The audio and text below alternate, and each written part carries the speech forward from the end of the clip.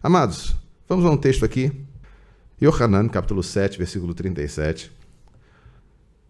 Na última reunião aqui, no domingo à noite, primeiro dia da semana, nós estivemos meditando sobre a fonte da vida. Nós meditamos que esta fonte, aqui o Senhor Yeshua está se referindo, à fonte de água viva. Quando ele fala para a mulher samaritana, é o Espírito Santo. Aqui nesse texto isso vai ficar bem evidente. No capítulo 7, versículo 37, leremos até o versículo 39, diz assim: E no último dia, o grande dia da festa, Yeshua pôs-se em pé e clamou, dizendo: Se alguém tem sede, venha a mim e beba. Quem crê em mim, como diz a Escritura, rios de água viva correrão do seu ventre. Isso disse ele do Espírito que haviam de receber os que nele crescem, porque o Espírito Santo ainda não fora dado, por ainda Yeshua não ter sido glorificado. O Espírito Santo, o Senhor está falando a respeito do Espírito Santo. Isso disse ele do Espírito. Ele disse o que a respeito do Espírito?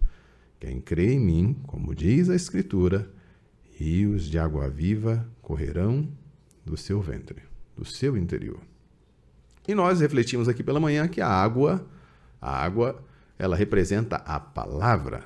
O Espírito, de fato, ele transmite a palavra do Senhor para os corações dos fiéis, dos nascidos do alto, e esses nascidos do alto, que recebem a palavra, recebem a instrução do Eterno, vão transmitir esta palavra para as almas que estão ao seu redor. Não podemos deixar de falar o que temos visto e ouvido. Foi essa a expressão de Quefá, diante do Sinédrio, quando ele estava sendo ameaçado, quando ele estava sendo intimidado para não falar acerca do Senhor Yeshua, não falar acerca dos seus ensinamentos, não declarar que Yeshua ressuscitou dentre os mortos. Eram essas as intimações que estavam sendo feitas a Quefá. Ele tinha acabado de curar um coxo. Quem curou foi o Senhor, mas ele realizou em nome de Yeshua este milagre. E diante da repercussão, o Sinédrio convocou. Chamaram todos os grandes para que, diante de todos aqueles poderosos, olha aí, nosso combate não é contra a carne e sangue, mas contra os príncipes, os poderosos, os dominadores. Eles quiseram juntar todos aqueles grandes, reuniram, chamaram, botaram Quefá e Yohanan e pressão dos homens. E a resposta deles foi: não podemos deixar de falar o que temos visto e ouvido. Os discípulos ouviram muitos ensinamentos do Senhor Yeshua, mas alguns desses ensinamentos, eles só receberam depois da ressurreição. Outros, eles receberam depois que o Senhor ascendeu aos céus, depois que ele foi glorificado, depois que o Espírito Santo foi enviado. Porque o Espírito veio para continuar esta obra, de instruir, de guiar os filhos de Elohim em toda a verdade. Então, os discípulos estavam recebendo da fonte. Eles tinham dentro de si a fonte e estavam transmitindo. Quando o Senhor Yeshua falou para a mulher samaritana, como nós já vimos, no seu interior, ele vai... Vamos aqui a palavra específica para não confundir. Estou confundindo com essa que a gente acabou de citar. Yohanan, capítulo 4. Aquele que beber da água que eu lhe der, tornará a ter sede. Aquele que beber desta água, tornará a ter sede. Mas aquele que beber da água que eu lhe der, nunca terá sede, porque a água que eu lhe der se fará nele uma fonte, que a jorrar para a vida eterna. O que vai se tornar uma fonte? Começa com o quê? Começa com a palavra. Começa com a água. Por isso que o Senhor falou, aquele que tomar da água que eu lhe der. Ou seja, você recebe a palavra, você recebe a água. Por isso que ele está falando que o Espírito é dado àqueles que creem. Então a pessoa precisa, para crer, receber primeiro a palavra. Ela recebe a palavra, ela crê. Então lhe é concedida a dádiva do Espírito. E o Espírito é o quê? É a fonte. Então, a partir deste momento, ele já está dentro de si, já está com o Espírito dentro de si, fazendo jorrar água. E agora outras pessoas vão ser beneficiadas por aquela fonte que jorra. Aleluia! Então, é algo que é inevitável na vida de um servo do Senhor. Inevitável que ele esteja transmitindo a palavra. Porque fonte você não segura. Fonte você não retém. Se você tem a fonte dentro de si, você vai transmitir a palavra, você vai jorrar esta água. Louvado seja o Eterno. E como é que eu tenho a fonte dentro de mim? Primeiro eu tenho que receber a palavra. Recebi, criei, como diz aqui, capítulo 7, quem crê em mim, como diz a Escritura. Louvado seja o Eterno. Não é como diz o homem. Quem é que o povo achava que o Senhor Yeshua é? Quem os fariseus dizem? Não, é conforme a Escritura, conforme a palavra do Eterno. Rios de água viva correrão do seu ventre. Então veja, a partir do momento que o Senhor Yeshua faz esse convite, quem tem sede, venha a mim e beba. Vai beber da água, da palavra que ele estava transmitindo. Creu. Agora, rios estão correndo. Louvado seja o Senhor. E você vai ver que na vida dos servos do Senhor era algo que não tinha como evitar. Onde eles chegavam, eles transmitiam, eles passavam. Eu lembro como o pastor Mário falou há tempos passados sobre aquela pregação sobre o Yarden, o Mar Morto, que só recebe água, fica lá cheio de sal, não produz vida, o ambiente ao redor é deserto, enquanto o rio Yarden, ele recebe as águas do Hermon, né, do monte, e vai passando, e por onde ele vai passando, as margens vão irrigando a terra, vai produzindo vida. Louvado seja o Senhor. Isso é que é inevitável na vida de um filho de Elohim. Por onde ele passa, ele produz vida. Ele transmite vida. O Senhor Yeshua ensina também a parábola dos talentos.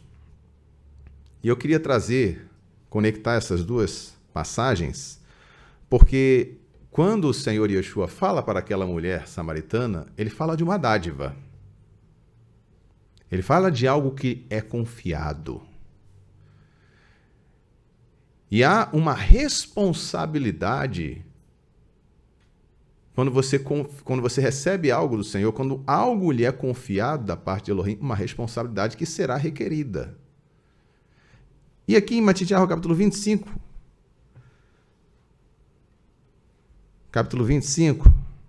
a parábola dos talentos, machal dos talentos, eu vou ler aqui apenas alguns versículos, porque isto é também como um homem que, partindo para fora da terra, chamou os seus servos e entregou-lhe os seus bens, suas propriedades, aquilo que era de valor. E a um deu 5 talentos, a outro deu 2 talentos, e a outro 1. A cada um, segundo a sua capacidade, ausentou-se logo para longe. E tendo ele partido, o que recebera 5 talentos, negociou com eles e granjeou outros 5 talentos. Da mesma sorte, o que recebera 2, granjeou também outros 2. Mas o que recebera 1, foi e cavou na terra, e escondeu o dinheiro do seu senhor. E muito tempo depois veio o senhor daqueles servos e ajustou contas com eles. Vamos nos deter aqui. Todos eles receberam algum talento, cada um segundo a sua capacidade. O Senhor confia aos seus servos coisas de valor. E o Senhor sabe da capacidade de cada um de nós. Agora, o que nós vamos fazer com aquilo que nos é confiado? O Senhor não... Observe que aqui no texto, o Senhor não colocou ali para eles, né? Mas o servo, ele tem que realmente render para o seu Senhor. Você fica pensando em relação às pessoas que às vezes se chegam ao Senhor e pedem, querem receber, querem felicidade, querem prosperidade, querem facilidades, querem tudo. Mas ele não se enxerga como servo. Ele fala que é servo, mas não vive como servo. Porque o servo precisa produzir para o Senhor. Louvado seja o Senhor. E aí, aquele homem que recebeu um talento, ele foi e enterrou o seu talento. Ele não queria produzir. Por que ele enterrou o seu talento? Porque ele não estava a fim de trabalhar para o seu Senhor. E assim muitas pessoas estão vivendo. Senhor, me dá, mas na hora de se apresentar para o Senhor, eis-me aqui, Senhor. Ah, Senhor, eis-me aqui, eu quero fazer esse trabalho aqui. Quero servir a Ti, na Tua casa, nesse trabalho aqui. Qual deles escolheu quantos talentos receberia? Nenhum deles. Quando Shaul, com toda a capacidade dele, com toda a instrução, com toda a projeção dele dentro da sociedade judaica, quando o Senhor apareceu a ele, Shaul podia ter pensado, não, agora eu vou lá falar com Gamaliel, eu vou falar com Caifás, eu vou falar com Anás, porque eu tenho penetração, eu sou uma pessoa de classe social, eu estava lá com eles, eu conheço eles. Olha que inicialmente ele até teve esse pensamento, não, Senhor, eles não vão aceitar meu testemunho, eu estava lá. E o Senhor falou, então, eu te enviarei para longe, para os gentios.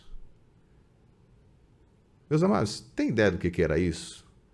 Para um judeu fariseu se juntar com os gentios. Só o fato de Quefá ter ido visitar Cornélio já deu problema para ele. Entraste na casa de um gentio.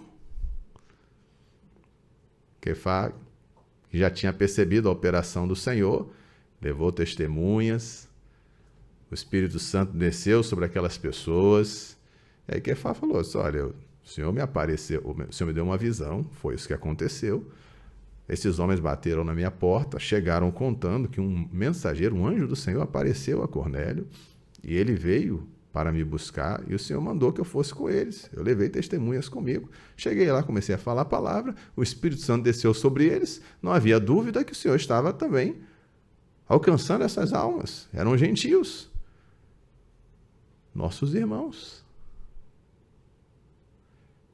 Você vê que nível de preconceito ainda havia, porque eles tinham uma mentalidade ainda, até porque essa mentalidade ela tinha uma razão de ser. Vocês lembram que quando o Senhor colocou eles na terra prometida, em Quená, o Senhor falou para eles não se misturarem com as nações. Foi isso?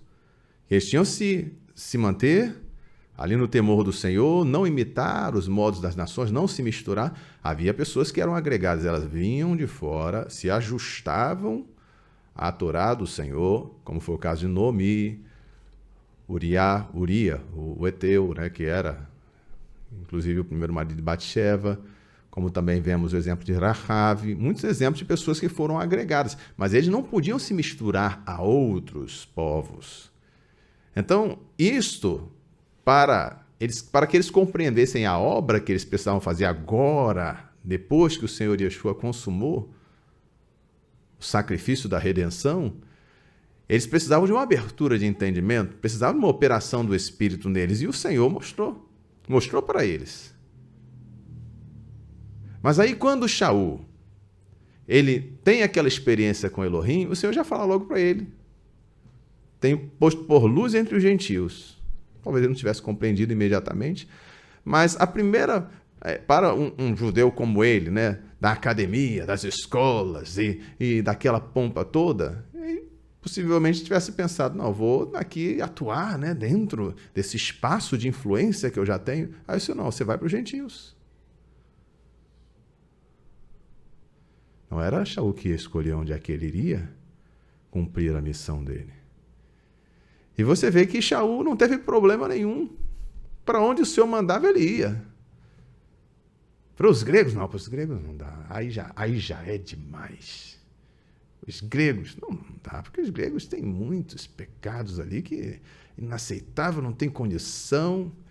Os judeus que vivem lá na Grécia que me perdoem, mas eu não vou lá não. Passa a Macedônia e ajuda-nos. Desceu para a Macedônia, foi para cá, parou em Coríntios, parou lá em Atenas. Se alguém olhasse para Shaul pregando em Atenas, um judeu daquele, né? Que é isso, rapaz? Você caiu da graça. Aqui no meio desses ídolos todos. Observe que servir ao Senhor não é seguir a mentalidade da maioria, a mentalidade daqueles que não enxergam, e nem tampouco fazer aquilo que deseja. Não, eu quero servir ao Senhor. Então, antes de tudo, saiba o que Ele está te confiando. E o que você vai fazer com o que Ele está te confiando. Se Ele te confiou 5, confiou 2, confiou 1 talento, saiba que você vai ter que fazer render esse talento para Ele. E vai ter que saber como fazer. Louvado seja o Eterno. Se o Senhor te confiou o Espírito, o que você vai fazer com o Espírito? Eu vou dizer que eu sou batizado com o Espírito Santo. Afinal de contas, é para isso que o Espírito Santo foi enviado, para me batizar, para eu sair e dizer: não, eu sou batizado com o Espírito Santo. Não foi para isso. O Senhor disse: ser-me-eis testemunhas, recebereis poder e ser-me-eis testemunhas. Para ser testemunha, tem que vivenciar a experiência. Aleluia! Inclusive, quando o Senhor fala sobre a operação do Espírito, que o Espírito testificará de mim, do ungido. Dará testemunho do ungido. Então, quando você tem a operação do Espírito dentro de si, ninguém vai precisar dizer para você que Yeshua está vivo, que Yeshua existe, que Yeshua é poderoso, que Yeshua é fiel, porque isso você vai ter a certeza dentro de você. Por quê? Porque o Espírito testifica do ungido. E a partir desta vivência com o Espírito, você vai ver, você vai ter a sua própria experiência com o Senhor, e você vai poder declarar como uma testemunha de quem está vivendo com Elohim. Mas sabe, como é que você prova que Yeshua está vivo? Como é que você prova? Como se você tivesse essa obrigação de provar. O Senhor mandou você falar.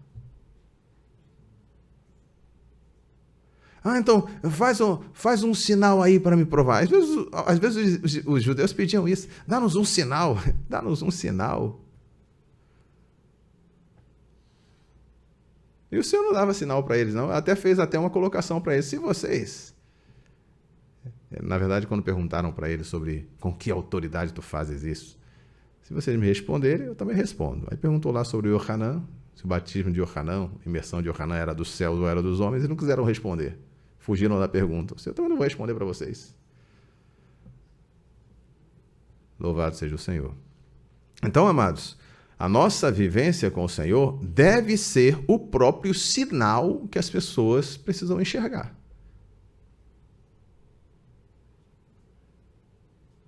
Shaul fala: vivo não mais eu, mas o ungido vive em mim. E a palavra do Senhor diz que nós devemos expressar o Senhor. Aleluia. Então, se a pessoa quer enxergar, quer ver, então ela vai ver nos filhos de Elohim a operação do Senhor. O próprio Senhor manifesto.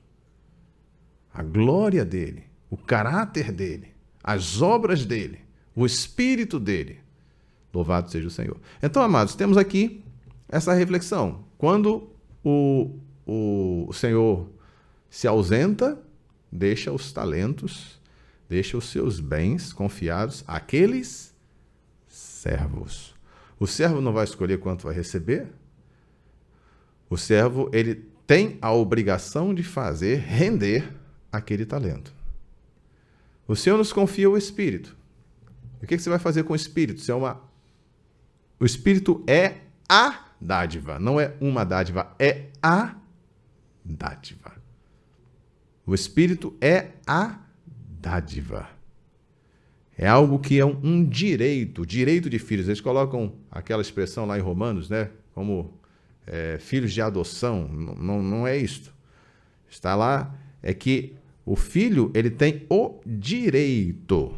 E o Espírito Santo é um direito dos filhos. Mas quando esta dádiva nos é confiada, vem consigo a responsabilidade. A fonte é dada, então ela tem que fazer o quê? Tem que jorrar. Ela tem que produzir vida. Onde passa a água, produz-se vida. Onde falta água, você tem o quê? Morte. Você vê deserto. Existem ali seres, animais que são habitantes do deserto, mas são animais que muitas vezes conseguem recolher da água ali do subsolo, ou precisam de muita pouca umidade, muito pouca água para sobreviver. Mas onde a água chega, a vida chega junto. Esses que tinham 5 talentos, produziram mais 5.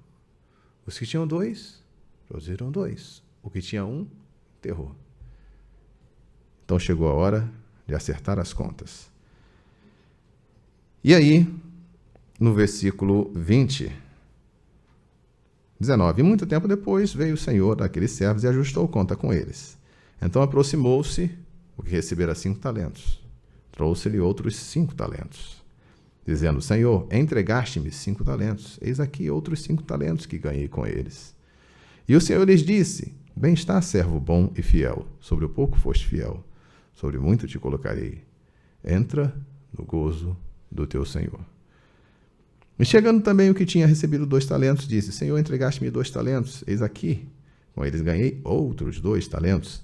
Disse-lhe o Senhor, bem está, bom e fiel servo. Sobre o pouco foste fiel, sobre muito te colocarei. Entra no gozo do teu Senhor. Mas chegando também o que receberam 1 talento, disse, Senhor, eu conhecia-te. És um homem duro, que ceifas onde não semeastes, e ajuntas onde não espalhaste.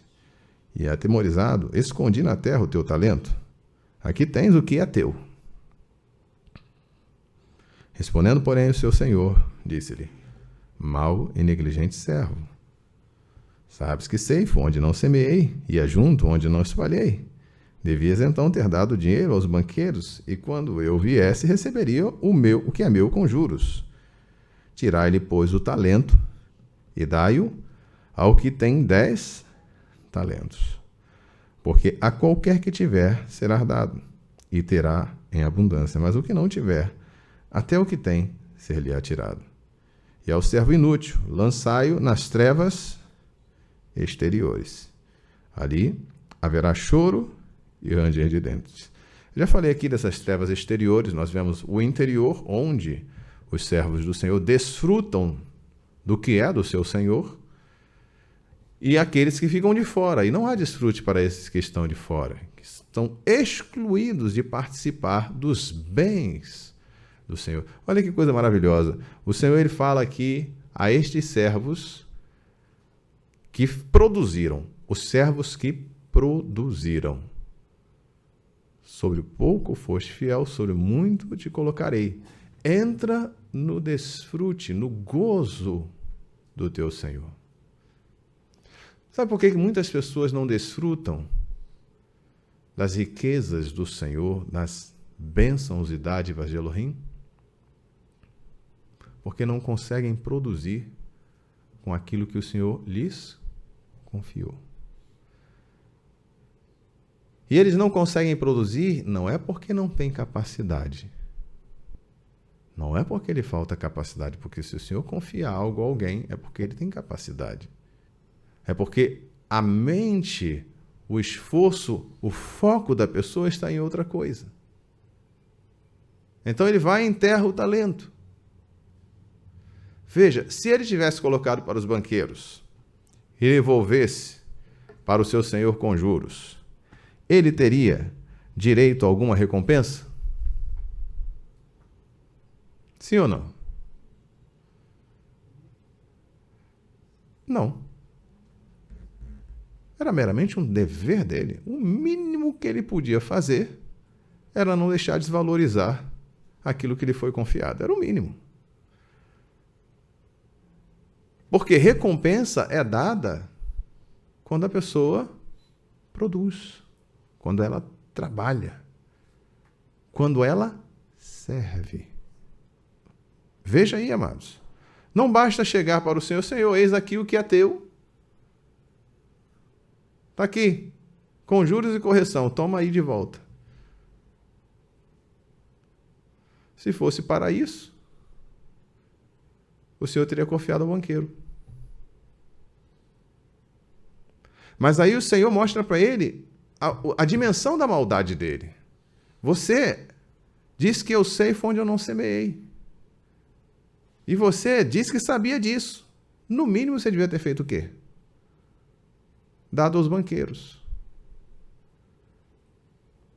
Por isso que o Senhor fala, você é servo mau e negligente. Porque além de não produzir, deixou o Senhor no prejuízo. Ele não devolveu ao seu Senhor o mínimo que ele precisava devolver. Pelo menos com a rentabilidade dos juros do banco. E aí é que está. O Senhor tem boas dádivas para dar, mas o que as pessoas querem fazer com essas boas dádivas? O que o Senhor quer? O que a pessoa quer fazer com a riqueza que o Senhor quer dar para ela? O que Abraão fez com a riqueza dele? Aleluia! O que Moshe fez com o poder que o Senhor deu para ele? Você não vê Moshe se assenhorando do povo. Você não vê o Moshe ostentando. Você não vê Moshe querendo fazer para si, um nome. Você vê Moshe servindo. E quando o Senhor fala de Moshe, meu servo, servo fiel em toda a minha casa. Mesmo quando os irmãos dele, Miriam e Aharon, se levantaram para criticá-lo, o Senhor chamou os três e falou: vocês não tiveram temor de falar do meu servo, Moshe, que é fiel em toda a minha casa? O que o Senhor está dizendo a respeito de Moshe? O servo fiel é aquele que faz o que o Senhor quer, que está empenhado em trabalhar pelo seu Senhor. Estavam criticando ele por ter tomado uma mulher cuxita, mas quando o Senhor fala, ele diz, ele é fiel, ele não faz as coisas sem me consultar. Ele é meu servo. Não é servo dos seus próprios desejos, dos seus próprios caprichos, ou da vontade dos homens. Ele é meu servo. Só que muitas pessoas não percebem isso. E ali naquele texto também tem uma coisa, que coloca ali que Moshe era o homem mais manso, coloca como se fosse manso, mas ali é mais humilde, mais sujeito. Ou seja, era um homem sujeito a Elohim. Era um homem que estava vivendo realmente para cumprir o propósito de Elohim. Mas naquela hora ali, aquele momento em que Miriam e Aharon estavam, agindo dentro da sua lógica ali, acabaram traindo sobre si a ira do Senhor. Miriam ficou leprosa, Aharon ainda pediu ali que intercedesse, e Moshe intercedeu ainda, mas não teve resposta, ficou lá 7 dias. Então, como é importante nós enxergarmos que a dádiva que o Senhor nos confia, e o Espírito Santo é uma dádiva, precisa gerar fruto. Nós precisamos produzir com aquilo que o Senhor nos dá. Aleluia! E como vai se dar essa produção? Como é que se dava essa produção ali no livro de Atos dos Enviados, dos emissários do Senhor, dos Shelichim? Como é que se dava essa produção? Como é que eles faziam? Eles simplesmente falavam. Eles falavam. O maligno queria que eles calassem. O maligno queria que a fonte parasse de jorrar. Mas eles falavam. E onde houvesse pessoas crendo, recebendo, dali também se fazia uma fonte. Aí vieram as perseguições, vieram as lutas para tentar calar, para tentar abafar, para tentar impedir aquela fonte, reter aquelas águas. Mas aí que a fonte começou a jorrar para tudo que era lado. Saíram de Jerusalém e foram por todo mundo. E tinha água para tudo que era lado. A palavra do Senhor chegou aos confins da terra. Louvado seja o Senhor. Porque eram servos comprometidos.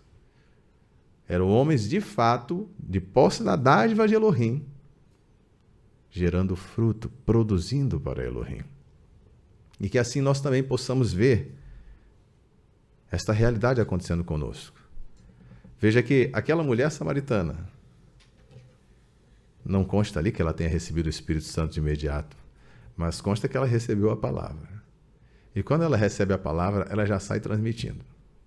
Ela já sai falando. Ela tinha um pouquinho para falar. O que ela tinha ouvido até aquele momento? Ela só tinha ouvido o Senhor Yeshua falando sobre a vida dela. E ela chegou na cidade falando da experiência que ela viveu com o Senhor. Olha, eis aqui um homem que falou tudo sobre a minha vida. Não é este o Mashiach? Não é este o ungido? E aí o povo veio. E aí o povo recebeu também a palavra. E aí chegaram para ela e falaram assim, olha, já não é pelo que tu falaste. Porque nós estamos bebendo da fonte também. Louvado seja o Senhor. E é assim que o Senhor quer que nós venhamos estar andando diante dele. Como aqueles servos, bons e fiéis, que puderam entrar no desfrute do Senhor. Por quê? Produziram. Eu sei que nesse ambiente que nós estamos, é difícil produzir. É difícil você pegar uma árvore morta já, ou praticamente ali, seca,